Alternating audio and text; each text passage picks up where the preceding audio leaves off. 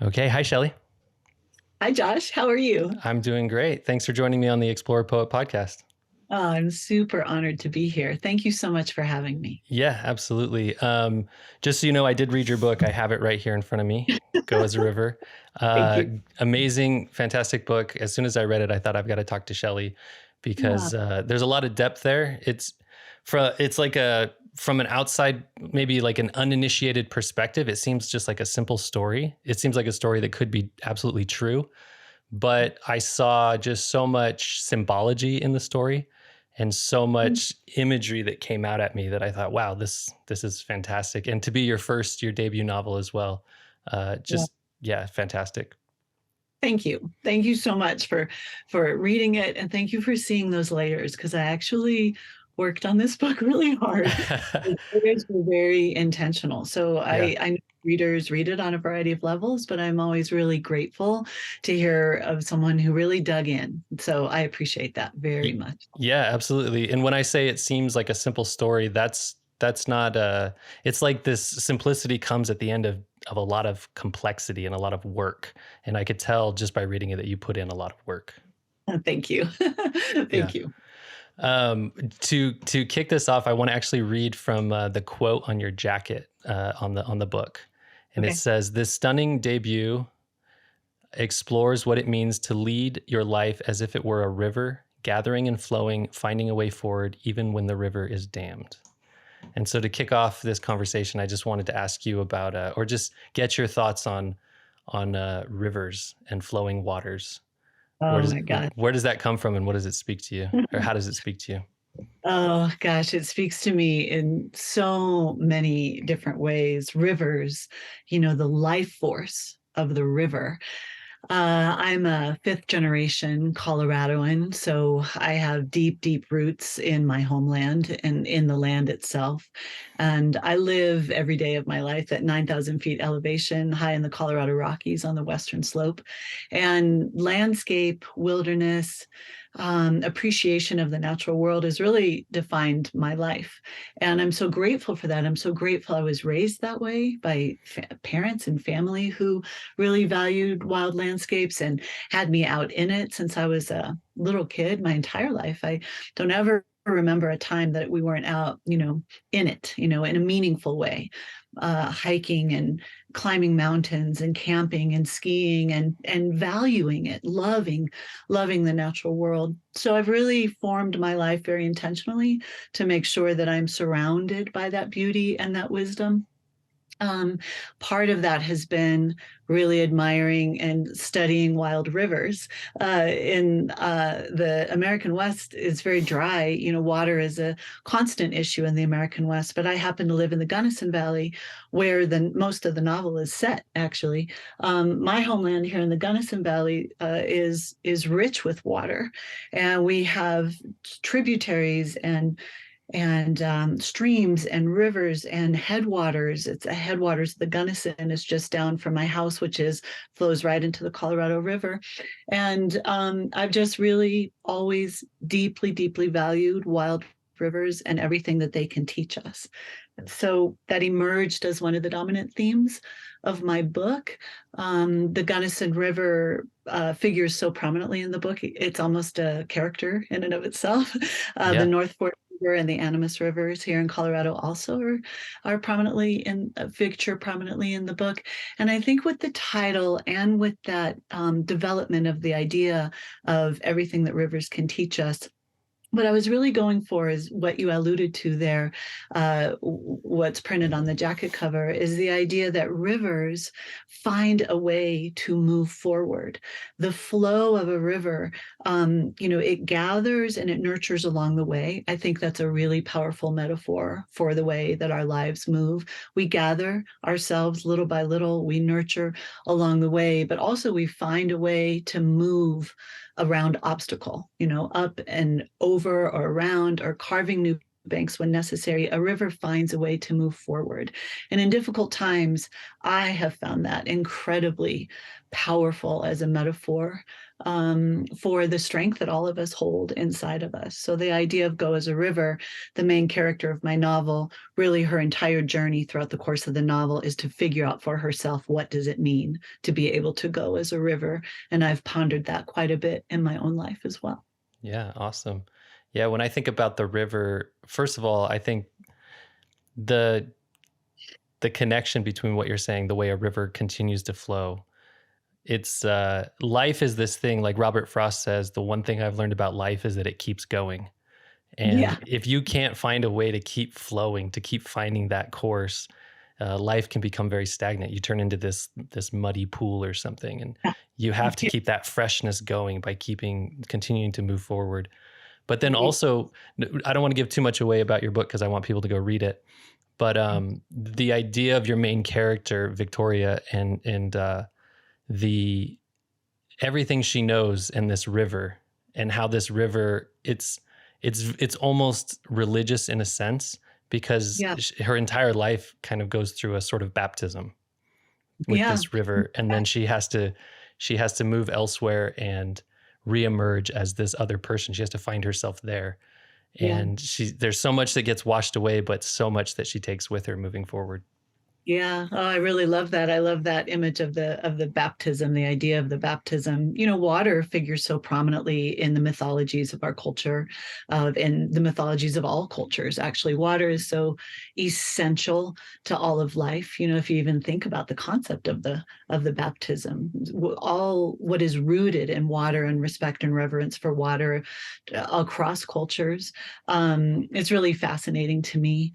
I think that for Victoria specifically, the river is sacred. Her homeland is sacred. The idea of home is sacred. And so the novel ultimately very much becomes about place and about displacement.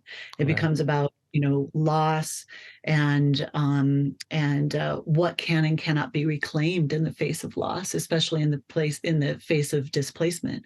Um, it's about digging down and figuring out that we are much stronger and more resilient than we know we are until we have to bear the seemingly unbearable. Yeah. So, when you're saying the idea that, this strength that a river has, what I have found, and the idea with the Robert Frost quote of that life continues and we have to find a way to continue too.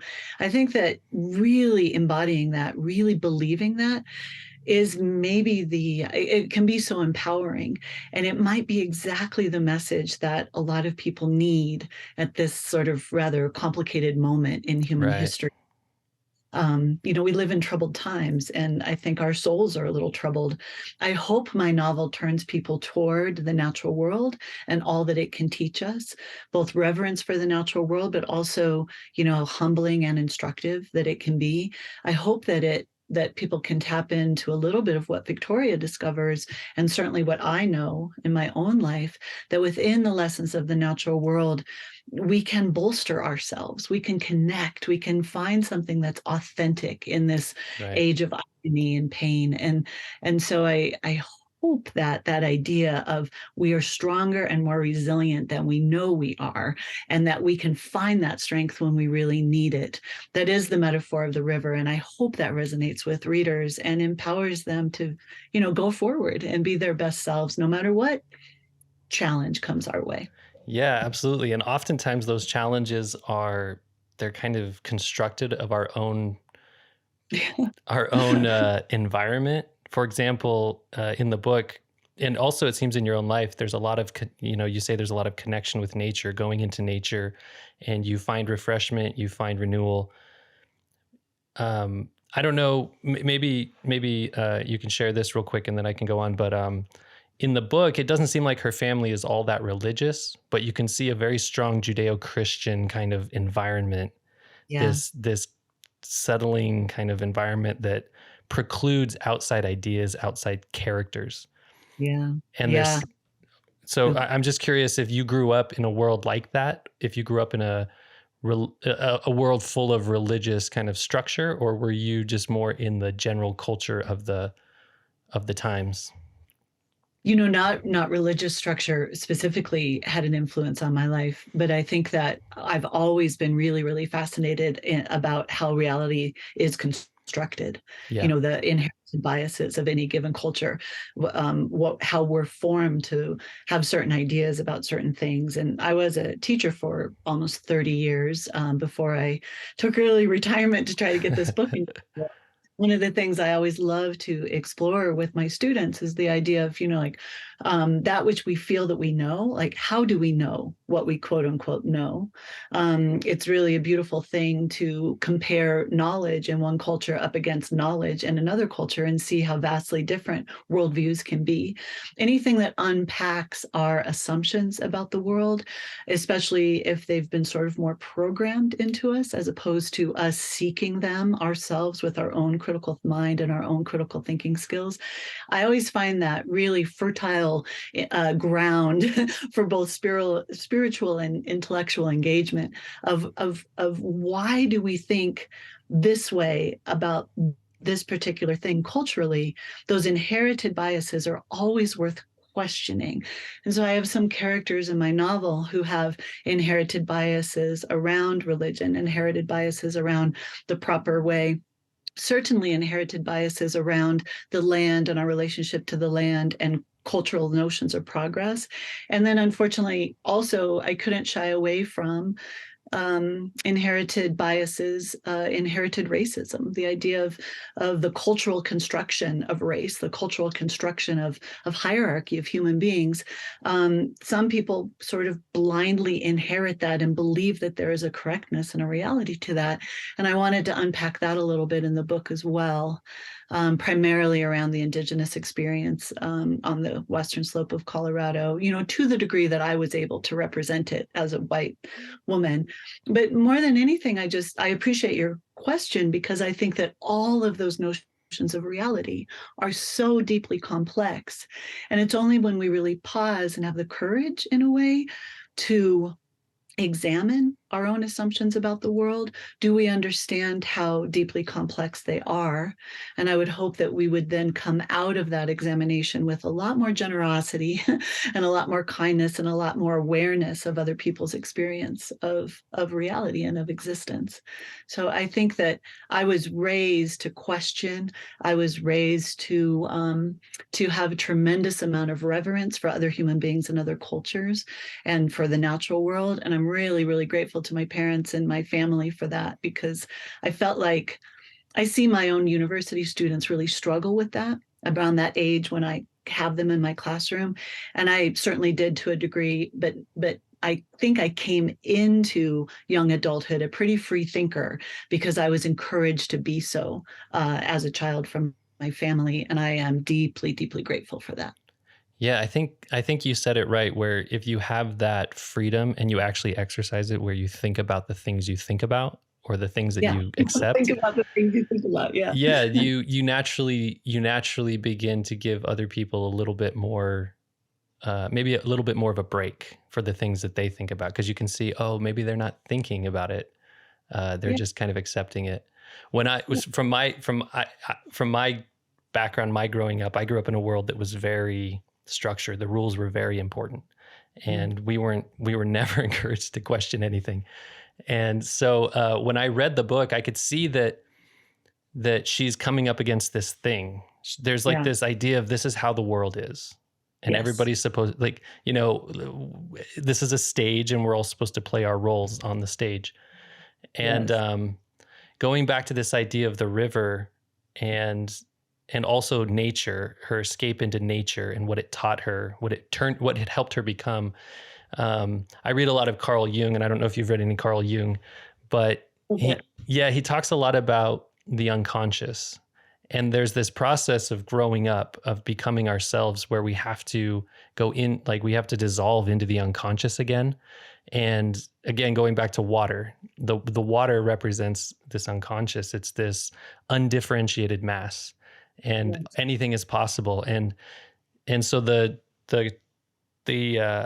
narrative within the book, in your story, of her both observing the water and what it means, but also her experience in nature and what this means for her. And then coming out of that, once she comes back to this world where things are structured and people follow roles, there's no way she could ever fit back in the way that she had before. And now she's realized that that way of being was holding her back in a way. It wasn't allowing her to fully experience even herself, her own thoughts, her own feelings, her own desires. And so again, I love the connection with nature, and then also that water dissolving yourself and then coming back. Oh, I love that. You're such a careful reader. I love that you could see all of that in there, because for me, Victoria, when the novel opens, it's 1948. She's 17 years old. It's a rural location here on the western slope of Colorado. Victoria Nash, who by the way, is a character who I lived with for a really long time because it took me so long to write this book. But she's a character who I love. I adore this young woman. At the opening of the book, she really is so constricted by outside definitions of who she is and who she can be. She really has no sense of her own possibility, her possibilities in the world. And I think that would be very common for a young woman in 1948 in rural Colorado. I think that force is upon all of us, but I did want to represent the female experience, especially historically, of that I think women have always had to fight a little bit harder in order to claim our identities, in order to be our true selves outside of the context of who we're being told to be. And that is certainly true for Victoria when the novel opens. And so I love that you use the term and the idea of how we become ourselves, because that really is a central theme of the novel. In fact, later in the book, there's a direct quote from Victoria she says, what I've learned most about becoming is that it takes time. And I really wanted to ask that fundamental question in the novel of how do we become ourselves? How does anyone break the chains of expectation, of convention, of all of the things that constrict us about our own identities, and how do we dig in and find who we truly are, in the midst of all of that noise and in the midst of all of that dictation. For Victoria, she realizes this through a variety of very difficult circumstances. Very difficult. Yeah, very difficult. Very difficult. They made me cry. I swear, I was reading your book and I was crying. So yeah, very difficult. Thank you. I appreciate that, actually. I love to hear that, because it means that something I've written has tapped into the human heart on that level, that it would make you cry. I appreciate that, because poor Victoria, in a way, has goes through really a series of difficulties. And each time she has to choose, is that the difficulty that's going to take her out? Or is that the difficulty that she's going to emerge from a little stronger and a little more aware of herself and her own capabilities? I tried to write her character and her journey, and that journey of becoming, as sort of a 2 steps forward, 1 step back journey, because I certainly think in my own life that's certainly been true. And I think that's a more authentic representation of how we actually grow. We do our best with each challenge and difficulty that comes our way, but it's not like because we have faced a couple challenges, we then go into the next challenge so wise and so strong. I think we still falter, and Victoria certainly falters. And I wanted to include that in her journey, because I think that is part of the empathy and compassion for the human experience that I'm trying to evoke in the book, of just to say, hey, everybody, it's really hard to be a human being. Let's cut one another more slack and offer one another more kindness. Here is Victoria doing her very best to emerge from each challenge a little bit stronger and a little bit wiser. But it's not always true for her, just like it hasn't always been true for me. And I think to highlight that for the readers, the way in which we become ourselves is not a straight line. It's not a victory. It's inch by inch and step by step of just showing up every day and trying to do our very best. And it would be nice if we had a little bit more kindness and compassion for one another as most of us are muddling through. Yeah. Yeah. I want to agree with 2 of the things you said. First of all, going way back when you were talking about wanting to represent women and having to find their place, their voice, who they are. I think, it's written in the past, you said 1948 is when it opens? to 1971 is the span of the novel. Yeah. Yeah, I think in that time period, that was definitely a challenge for women. But to be honest, I think I really related to the character because I saw her in a lot of the women that I know in my own life who are still trying to figure this thing out where, what does it mean to be a woman and how do I become an individual in Uh, this world? Individual. Yeah. And to know my full strength, to know my full power in the world. I think that's true for any human being, but I think it's true more powerfully for anyone who is in the, in the dominant hierarchies of our inherited culture. Anyone who has been lower on that hierarchy, people of color, anyone who has not been encouraged by our culture to find their full strength and their full power, all of those people need to fight harder. And I think it's actually really important to acknowledge that. So Yeah. thank you for acknowledging Yeah. that. There's definitely layers, and some people are farther down in those layers. And so it's even more challenging the more you have to climb out. But then the other thing I wanted to agree with was you were saying, as we grow, we learn, you want to feel like, okay, I overcame something. And so now I'm up here. But really, Yeah. you still feel down here. Yeah. And Yeah. part of that, honestly, I think is that as you go through life, you still experience very difficult, painful things. You still experience things that really set you back emotionally. And just because you have a driver's license or you're 18 or you have a college degree or you hold a real job doesn't mean that the moment something happens, you can instantly integrate it into your life and become this you can handle it like some adult. Like we all still have the same emotions inside of us that we've always had since we were children. And there's going to be a period where you just have to, at first you may just resist the emotion, you may resist the pain, whatever that challenge is, but there's always going to come, it's going to take time to process anything to get it fully through us because there are steps to grieving and there are steps to healing. And it can feel like days, weeks, months, or even years before you get to that next rung.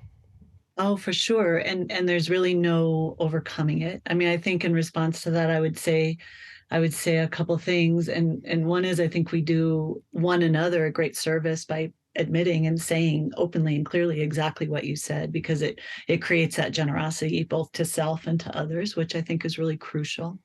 But also this idea that any experience, any growth, any time really is the idea of linearity, is one of the great myths of our culture. Yeah, There are it's a so myth. many. It's a myth. There are so many myths to unpack around identity, and there's so many myths to unpack around kind of the trips we play on ourselves and our own minds and our shoulds, Yeah. quote unquote, or air quotes around shoulds. Shoulds can really screw people up and alienate themselves from a compassionate relationship to their own being, to their own selves, let alone to other Right. people living in such judgment against oneself and other people. Instead, we could shift and live instead with generosity and awareness, of the human experience in everyone that we meet. I find that would be the much kinder path. But we certainly can start with ourselves, like you're saying, give ourselves more generosity, not buy into the myths that say we're supposed to grieve for this long, we're supposed to come out stronger, and we will not falter because we've been through this, or that there's any end point to growth. I do think we sell young people this idea that, okay, if you accomplish XYZ, then you're done and you're on your way and you're formed and you should just go be happy. And that is just simply not true. That's not the way that life unfolds. Every single day we wake up and we show up to what is in front of us and the challenges that come, and that never changes from birth until a hopeful old age. Yeah. And I think that we would all do ourselves a great service to just acknowledge that, this idea of becoming and how we become ourselves. I do hope that is one of the central themes that people take away from the book through Victoria's journey. That is what I love about her the most, is that incrementally, very incrementally, from the time frame of the book, 1948 to 1971, she grows. But like I said, in a way that I think is much more authentic to the way that we all grow, which is with plenty of struggle along the way. Yeah. And a lot of self-doubt as you go, knowing whether or not you're taking the right step in the right direction. a lot of fear, a Yeah. lot of fear, she's a very solitary character. And so I have left Victoria to sort of work out a lot of these things on her own. Her closest relationships are certainly with the land and with the peach trees that are pretty prominent in the book. And she only turns to fellow human beings for strength a couple times in the book. I believe in solitude. I love to go out in the natural world and wild landscapes by myself and just sit and be and learn and think. I don't know that we as individuals have a lot of opportunity for solitude in the modern world. I think that we've even sort of trained our young people to fear it or to not know how to be in solitude or in silence. I think we all do ourselves a great disservice. We don't clear space for that in our lives. And so I purposely made Victoria a relatively solitary character, and a lot of the growth that she has to go through just sort of between her and her, because I think Right. ultimately that is how it is Yeah. for people, way in which the growth that actually sticks. It's really between you and you, and show up to that. I hope you can show up to that. Yeah. Yeah. I'm the same way. I'm also a writer. And so I spend a lot of time by myself. It's like inherently an introverted activity where you just want to sit with your own thoughts. And so for some Oh, people it's yeah. painful, and for some people it's like a great escape. For me, it's essential. It's Yeah. essential. It's been a very strange thing as a writer. I'm coming to this later in life. Yeah, I'm 57 years old, and this is my debut novel. Like I said, I've been a teacher for the past 30 years and a mom, and, just doing life. and I always knew I wanted to be a writer, though, and I'm really, really grateful that I've come back around to it at this point of my life. I really owe Victoria Nash that, because she's her character. I loved her so much, and her story started evolving in my imagination. She's really who's turned me back toward my writing life.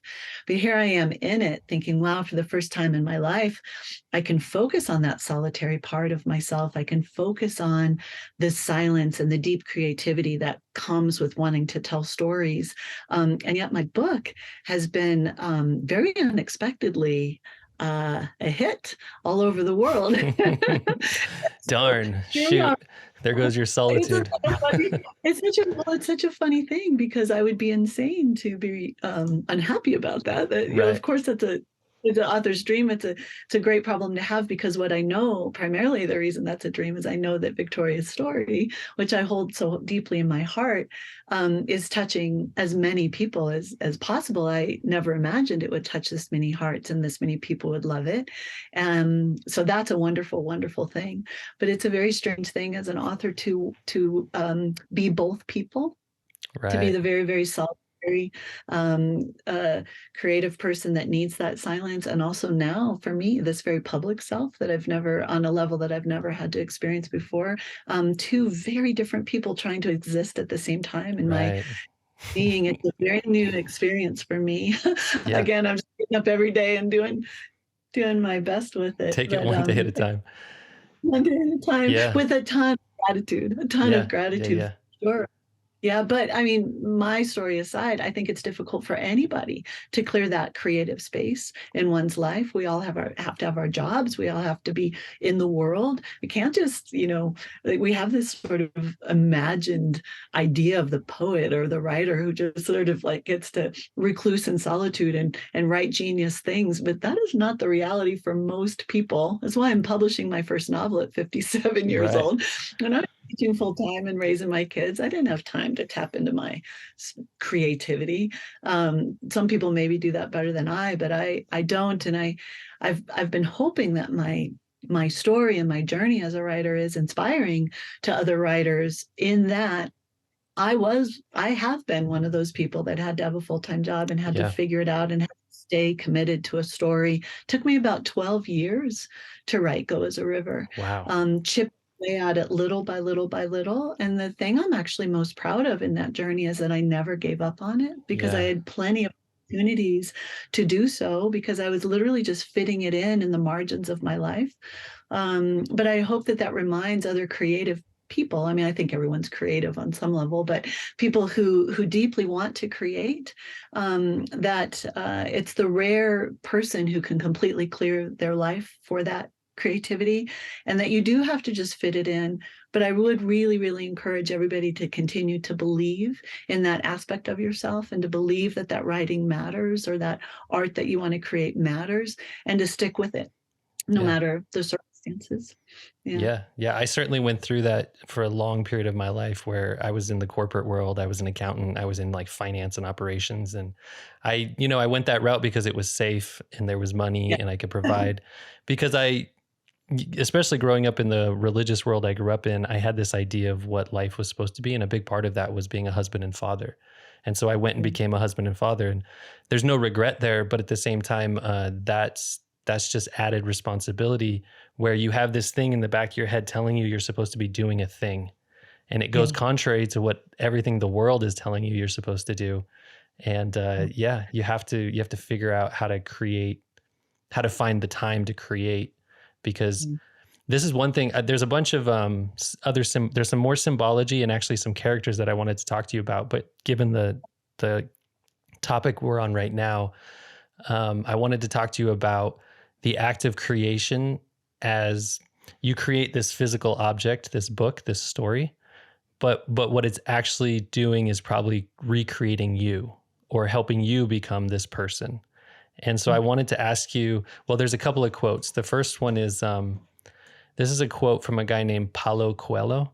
And he says, sorry?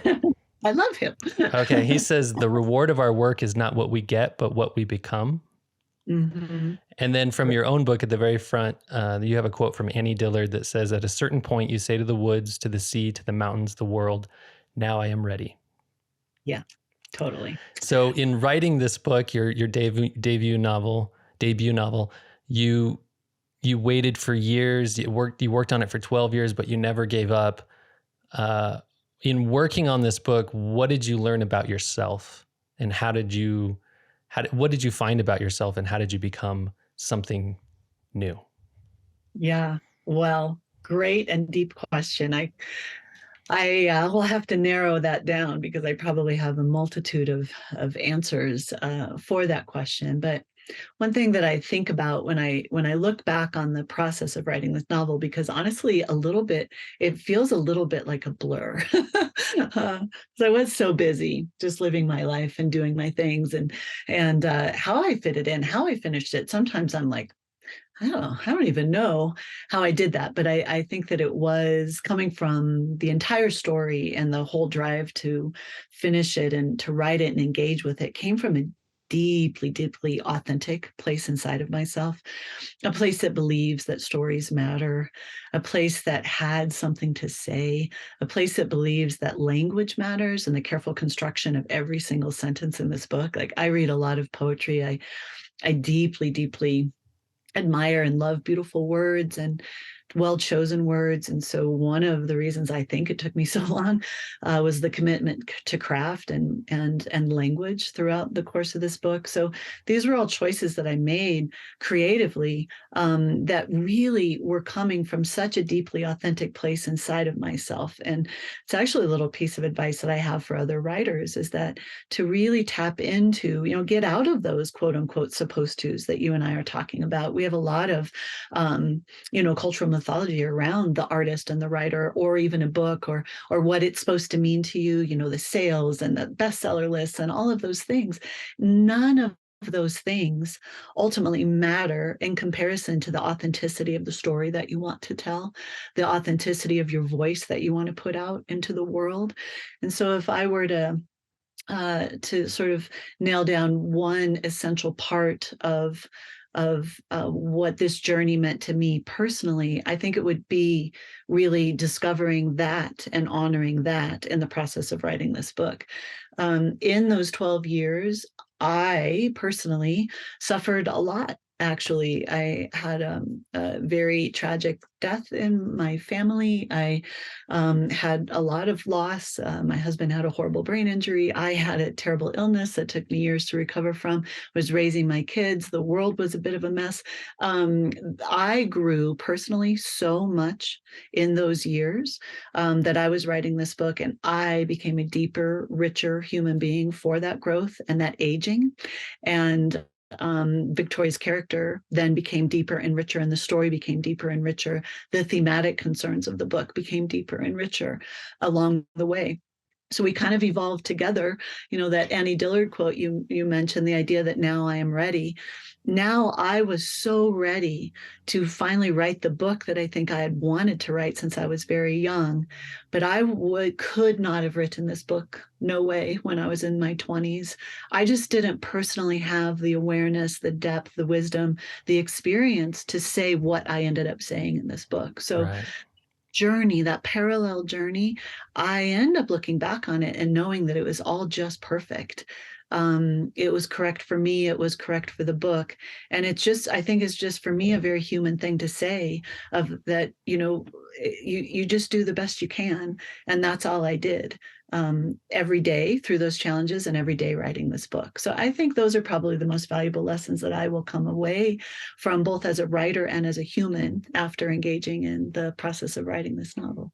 Yeah. Yeah. Well, just in reading your novel, like I said, what you were saying about word choice and the care of your craft, like I could tell. It's like reading a book like this is like listening to a song where you can tell the musician doesn't want the song to end.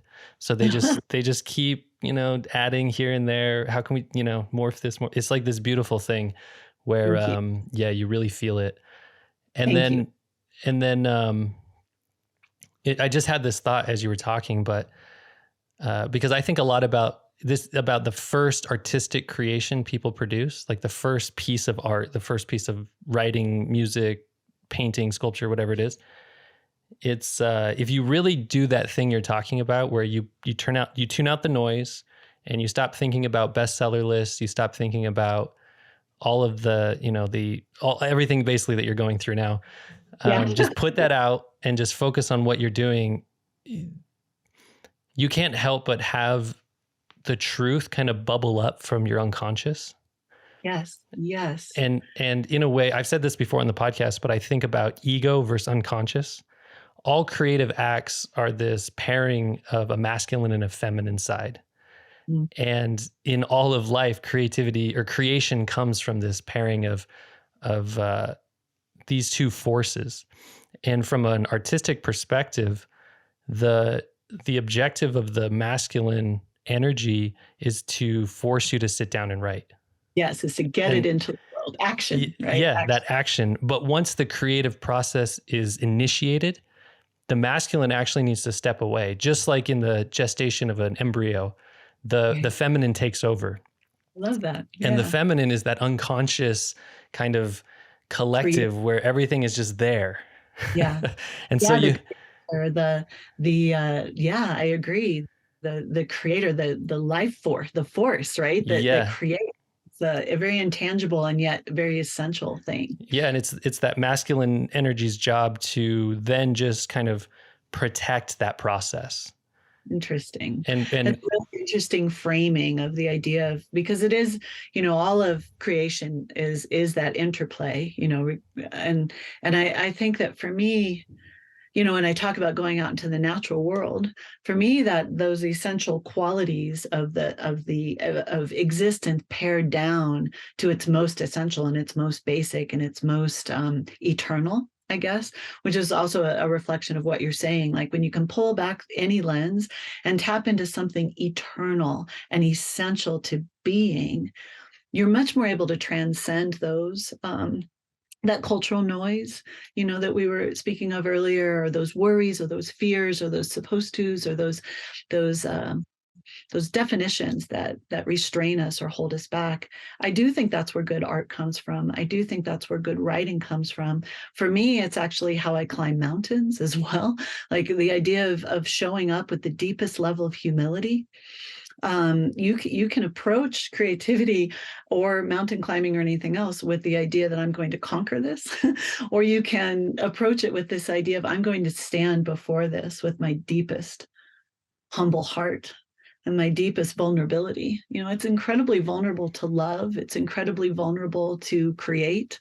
It's incredibly vulnerable to put your words out in the world. I don't know what people are going to then do with them, especially if Right. they've deeply authentic place inside of yourself. So that vulnerability, that humility, to me, that is what the natural world has taught me.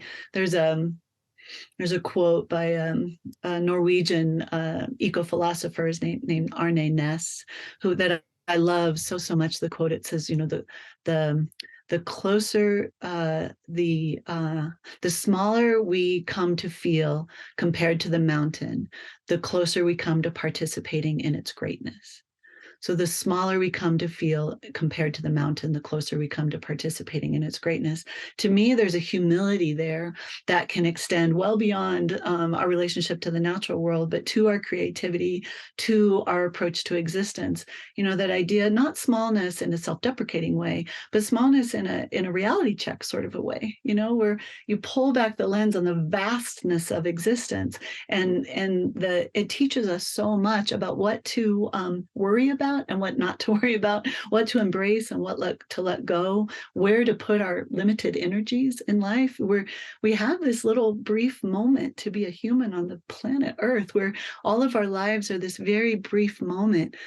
I think we do ourselves a great service by asking, how is it that I'm going to spend this tiny little blip of a moment on the earth? Mary Oliver says, what do you plan to do with your one wild and precious life? I love that idea as a framing for how we move forward in our creativity, in our existence, in our relationships with other people, but especially in our relationships with ourselves. What are we going to be burdened by? And what are we going to free up in order to be our best, most joyful and creative selves? At 57 years old, I've spent a lot of time pondering and considering this, how to live one's best life. And these are the answers that I've come to for myself. And I did try to pour a lot of that into the book as well. Yeah, that's beautiful. Your analogy of the mountain rings true to me, because you can show up with your ego and say, I'm going to conquer it. I'm Yeah. going to fill up this mountain, or I'm going to take it over or something. Or Yeah, to put it the other way, you could say, here's nature, here's this mountain, here's this great force, and I will let it fill me up. let it fill me up. Let me Yeah. participate. This vastness that I'm only the tiniest little participant. What an Right. honor to participate in this greatness for even a tiny moment. It's a very different way of walking in the world. But I guess I would suggest that it serves us as humans and also serves us as creators. And also, I always tell my students that each of us as creators, as writers, have something very, very unique to say. If you can tap into that deep, authentic place inside of you, if you can transcend cliche, and if you can really go full yourself and have the confidence to do so, there is not a human being on the entire planet Earth that can tell the story that you can tell, that sees the world, that sees other human beings, that sees particulars and specifics the way that your lens and your eyes and your heart sees it. And so tell your story. Create your poem, write your song, write your book, tell your story. You're going to create a story that nobody else on the planet has ever created, or no one has ever told, and nobody's capable of telling it in the same way that you can, but only if you can tap into that most authentic place inside of you. I think it's very liberating. And I hope it encourages writers to keep going and to know that what they have to say matters. Yeah. Yeah, absolutely. And even if it's your story, it's this thing that's inside of you. It obviously connects with other people. Like I said, your book made me cry. I could imagine you, while you're writing it, probably shed some tears as well. Oh, yeah, there are still I have read this book now 1,000 times. I can imagine. I'm a big reviser. I've revised and revised. Yeah. Yet, if I sit down with the beautiful hard copy of my book in my hand that I actually never thought that I would hold, my own book, right? It's like, oh, what a dream come true. when I sit down and read this, there are sections that I know it's coming. There are certain places in this book that I still sob. And I'm grateful for that because I don't know. And I get a lot of that from readers, when a reader comes up to me in an event or messages me or whatever and says, oh, they put their hand on their heart. Oh, your book, right? And I know Yeah. that I their heart, and that Yeah. what an incredible thing. Yeah, what an Yeah. incredible. It's beautiful. And from my perspective, crying is not like a muscle that I developed in my youth. Like I don't cry. So to shed tears is something meaningful to me. Well, thank you. That Yeah. is really meaningful to me. Thank you. But also what you were saying about being humble, that ties well into what I was thinking about writing from your unconscious or writing from your ego, Yeah. because it takes a really strong ego to get out of the way. People often think that an Oh, I love ego, the way you phrase that. That's a great way to phrase that. yeah, a Yeah. lot of people think that the ego is all about taking charge, but that's a weak ego. That's a scared ego. That's an Yes. ego that's Fragile. yeah, it's fragile and it's connected to this persona that's given to it from the people around, the culture. You said uh, if you don't write from the right place, you end up just saying things that people expect you to say. I think of them as like phrases. Every culture has its phrases and its arcs in storyline that it likes, but you have to be willing to put that aside, and that takes a very strong ego.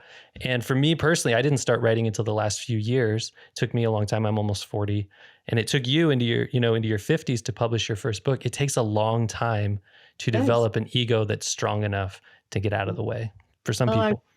I really, really love the way you phrase that, because I think that so often, spiritual teaching and spiritual growth is about getting rid of the ego or transcending the ego or whatever. But you really highlighted how essential a certain level of ego is, but it's the right relationship in a way, the meaningful and the healthy, I guess, relationship with that ego that can actually be not just beneficial, but essential. So I really love how you phrase that. That's a brilliant point. And it's the fragile ego that gets us in trouble a lot. A lot, Um, yeah. In our yeah, creativity and also in our our relationships. relationships, yeah. Yeah. Yes, for sure. Yeah, I think the great growth of life for anyone is to transcend that fragile ego, let go. So much of, the title of my novel, Go as a River, is a quote from the Buddhist monk, the Vietnamese Buddhist monk Thich Nhat Hanh. It's actually from one of his paintings. He died about a year ago, and what a loss to the world. But gratefully, he left behind so many amazing teachings, and I adore his mind and heart. But the phrase "go as a river" is not from one of his teachings, is one of his lectures or books, but from a calligraphy painting. He did hundreds of calligraphy paintings, these beautiful, simple guides to living one's best life. And one of them simply says, just go as a river. So there's this sort of Buddhist idea, as well as Native American wisdom traditions that run through my novel that have influenced me a great deal. And I know that, this idea of ego and this idea of transcending ego, or really the idea of the suffering throughout the Buddhist tradition, the idea that there is suffering that creates more suffering, and there is suffering that leads toward the end of suffering. And I think that's exactly what you're saying with this idea of the strong ego. The suffering that leads toward the end of suffering is ultimately the idea of getting out of our own way.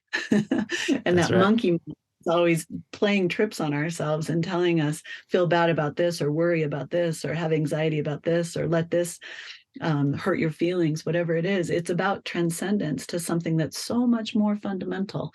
And I really love the idea or the phrasing that you had around ego in that way. It's really brilliant. Yeah, yeah. Just like you were saying with the mountain, let this mountain, be grateful for it. Let it show you what you need to learn. Let it fill you up.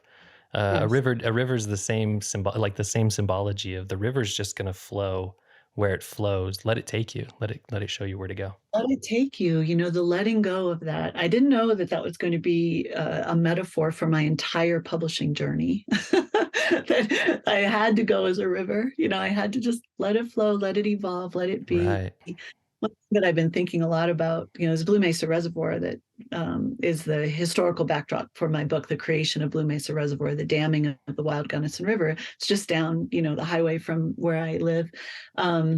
I think that so the dam was created in 1965, and it choked the once wild river was turned into the largest reservoir in Colorado.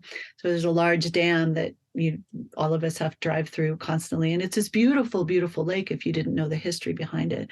But I have this theory that the Gunnison River is going to outlast the Blue Mesa Dam. Well, it has to, right? As long as it keeps flowing, it's going to If wear it it down. flowing without horrific drought, which in the age of climate change, who knows what our futures hold. But I think that that humility among in the face of the natural world, we've constructed all of these myths that human beings can conquer, that human beings can manipulate. But I think ultimately the natural world moves on, and it reclaims itself, and it moves forward. And even a river that is dammed will find a way to carry on and find a way to move forward. And I hope that that can be a real inspiration and a real message for people as they finish my book. Yeah, absolutely. The rivers played a really strong character in our conversation. But Yeah. there's also another, if you look at the cover of your book, it's not a river, but it's a peach with a peach bow, or like a branch. And Yeah. so I want to circle all the way back, because this was one of my first questions that I never asked, or topics I never went into. Is the other really strong symbolic feature of your book is the peach and the peach orchard. And I personally, I grew up in Northern California for a portion of my childhood. Oh, And yeah. in our yard, we had a couple of peach trees. And Oh, to this day, I've never tasted a better fruit than what came from those two peach trees. I used to oh. just stand out there and eat them, just That's a real pull gift. them right off the tree and eat them. And they really meant something to me in a way that I probably understood a little bit at the time, just because of the freedom and the connection to the trees there, the freedom to just go to the trees and partake of their fruit. But Wow, that's amazing. now that I'm older and I look back, I've never had a peach as good. I don't think I've ever had a piece of fruit as good as those peaches, because you would eat them right off the branch when they're perfectly ripe, and you could just split them open and you have the two halves. That's Um, amazing. but talk to me about peaches. Where does the symbology of the peaches come from? And then in the book, there's an important aspect of the book about bringing the peaches with her. And Yeah. in that way, it's, when I think about growing up, I think about growing up is about deciding what you bring with you and what you leave behind. And Yes. so I want to hear your thoughts about the peaches, and then what does it mean to Yeah. Victoria, but also to you.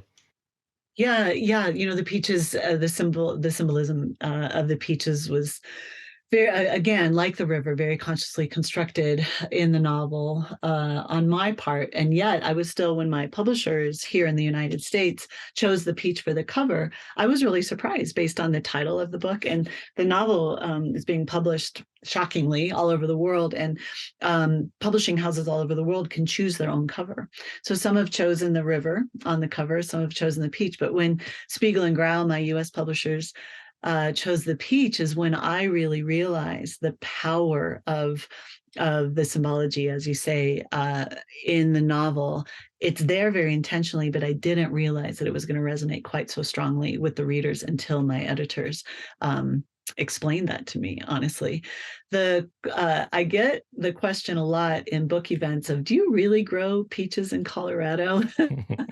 And for me, being a fifth generation Coloradoan, such a Colorado kid, I was shocked by that question. I was like, yes, anyone in Colorado knows we grow the most exquisite, amazing peaches on the western slope of Colorado.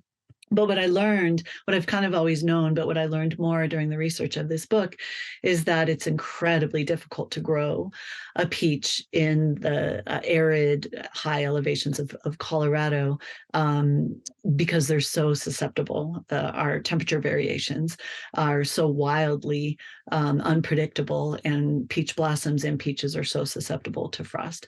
So the symbology is that the peaches are growing against the odds throughout the novel. The theme of being able to grow against the odds. The peaches also are kind of a center point to hold a rather ragged family together, because our peach growers here on the western slope of Colorado, it's such a difficult thing to do that it's usually a generational skill that's handed down throughout families. So it was sort of a center point to hold the Nash family together.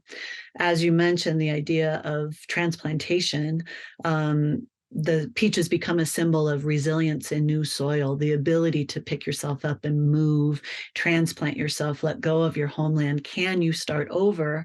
And the idea of what can and cannot be reclaimed in the face of loss. All of those things come with the symbology of the peach orchard in the novel. And it's been very interesting to me, because out on book tour, it's really the peaches. People bring me peaches. They bring me peach jam. They bring me hats with peaches on them. And it's the peaches that have emerged as one of the things that people have connected to the most. And I think for a similar reason as you're saying, I think that people they understand how fragile, what a gem a perfectly grown peach is. And it's really been an emotional connection for a lot of my readers, the peaches in the book. So yeah, I hope that symbology works to also reflect the journey, the difficulty of the journey that Victoria goes through. Yeah, absolutely. And you use the word fragile, or you could also say delicate, but another way to say it is precious, and that Precious. that Yeah. it needs to be. Yeah. You could really see your main character as being this thing that is delicate, but there's so much life there, and there's so Yeah. much beauty there. So I Yeah. really connected with that. Right, right. And aren't we all on some level, when we're really being honest with ourselves about our deepest vulnerabilities and that which we love the most, we all are delicate. And so I think that yeah, Victoria's connection with the peaches and her determination to save her peach farm in the face of so much other loss is really a meaningful central point of the novel for me. Yeah, absolutely. There's so much more. I may have over prepared for this, because I thought, okay, here comes an experienced, lecturer. You've studied literature and philosophy, and you know all these things. So I came over prepared. But one of the things that we don't have to go into this. It's just I kind of want to throw it out there just to see if you've had any chance to think about it this way. Yeah. But I do a lot of personal dream analysis. When I dream, I really focus on my dreams, and I try to figure out what they're trying to tell me. And so then when I also think about stories, particularly, if I watch a movie, I can't help but see a movie as a dream. Or if I read a book, I see it as a dream. And so then in that context, I think, okay, the main character is not just the main character. In a dream, the main character is also the observer. Mm. And then the dream itself encapsulates all of the characters. And so all of the characters are an aspect of the observer, who is the main character. Yeah, I love it. And so when I read your book, there's so many interesting characters. And it's interesting also that the one of the rivers that flows that was dammed, that flows through the Gunnison Valley, is the Animus River, because Yeah. from a Carl Jung perspective, the animus is the male counterpart to the female observer, the actual person, right? And so in a way, the animus becomes the soul, or the desired aspect of the main character. And so you have this main character who's this girl, and here's this idea of the animus. And then all of a sudden, this boy comes into her life, this Wilson Moon. And Yeah. so I see him as her animus, right? And so it's this character that must come along, that the main character falls in love with, to allow a self-transformation. And from a Jungian perspective, that's supposed to happen internally. We fall in love with an aspect of ourselves. We allow that thing to blossom and it creates new life. And so I thought that was fascinating. But then also you have these other characters like the brother Seth. This quote about Seth is great. There are more folks like Seth than stars in the night sky. And so these people who can't help but be trapped by their culture, their ideas, the world they grew up in. And in a way, if Victoria, your main character, is the observer, then in a way her brother Seth is her shadow. This thing that can't help but act out because everybody has a persona and everybody has to be a thing. But there are also other fascinating characters, and you could think of them as either aspects of the psyche or you could think of them as archetypes. And you have this one character, Mad Myrtle, who's this lady in the story who everybody kind of dismisses. She's kind of crazy, but in truth, she's suffered in a way that has put her closer to truth than everybody else in the valley. And maybe she has a hard time integrating that to move back from this world of madness into the world of the collective. But she's an important part of your main character's journey as well, because she shows her that, hey, everybody's human, and everybody, just because you don't accept what everybody else accepts, that doesn't make you crazy. Yeah, and to ask the question, so Wilson Moon and Ruby Alice are both outcasts. They're outcasts. To ask that question of who is accepted, who's embraced, who's outcast, and why. Those questions of how we see, how we view, how we construct the identity of another human being that is unknowable to us. We don't know Ruby Alice's experience, the grief that she carries, what turned her toward being how she is. Again, it goes back to compassion for me, compassion for Ruby Alice and her whole story. But both Wilson Moon and Ruby Alice are outcasts based on that very limited, inherited assumption of who people, quote unquote, should be. Neither of them fit that mold. And the character of Wilson Moon, I won't go into it too deeply just for time, but he was the most difficult character and the most difficult aspect of writing Go as a River for me. And you mentioned this idea of lens and ways of seeing.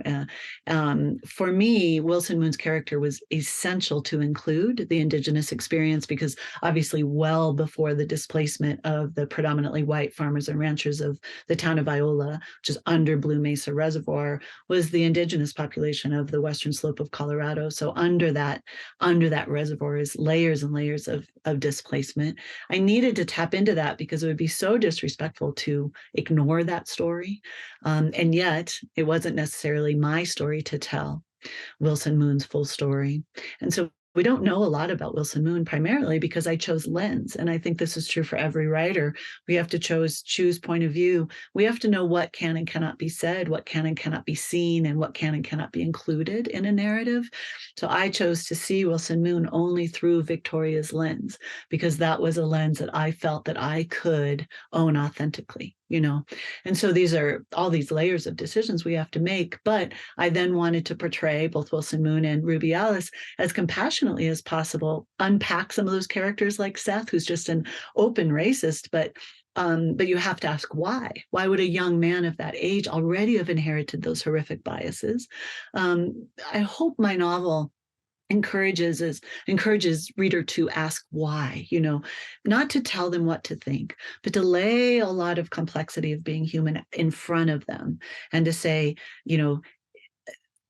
pull from this what you will, see what is helpful to you in terms of your understanding of the human experience.